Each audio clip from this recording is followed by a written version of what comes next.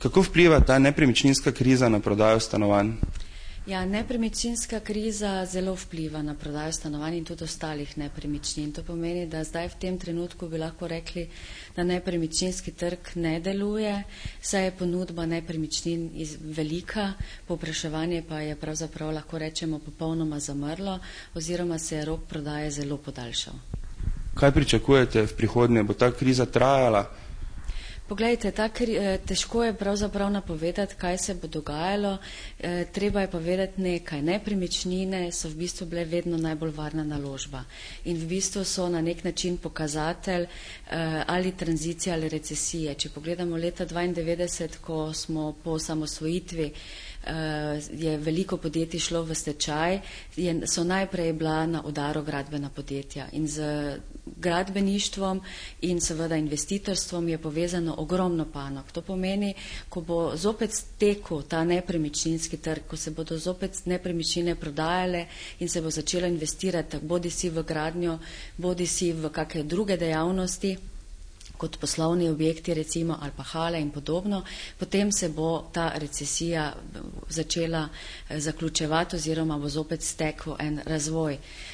Mi pričakujemo, da se bo to konec leta zgodilo, ker sedaj so v bistvu vse investicije ustavljene, nihče ne upa, bom rekla, pričeti z novo gradnjo ali pa z pristopom k nekemu novemu projektu in zaloga teh nepremičnin, ki je zdaj na razpolago, se bo v tem času potem tudi, bom rekla, izpraznila in bodo ljudje začeli zopet bolj povpraševati.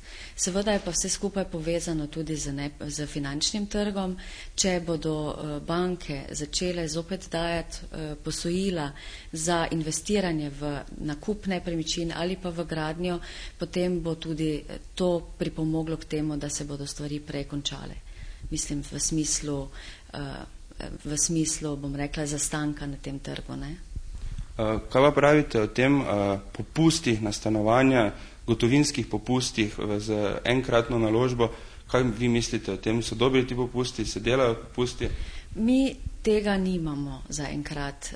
To pomeni, popusti se recimo dajejo pri večjem nakupu števila stanovanj. Naprimer, če se kupi 10 ali pa 15 stanovanj, je potem tudi strošek financiranja investitorja oziroma lastnika manjši, ker to proda v paketu in se na to da popust. Ampak mi več ali manj opažamo, da se cene ne znižujejo, da investitorji oziroma prodajalci še vedno držijo te cene, zato ker v Mariboru ni nekih bistvenih rezerv pri, bom rekla, sami končni prodajni ceni, tako da tega ne beležimo, da bi kdo dajal popuste, da bi, bom rekla, prodal stanovanje. Saj na koncu koncev, gledajte, ali se proda stanovanje, sistem financiranja, ki ga ima kupec, ali je to zdaj gotovina, ali je to zdaj kredit, je čisto vse irelevantno. Kupec dobi svoj denar na svoj račun. Način, ki ga pa ima prodajalec dobi na svoj račun. Način, ki ga pa ima kupec, je pa v bistvu od njega odvisen, kako mu finančna konstrukcija, njegov denarni tok pač pokriva obveznosti.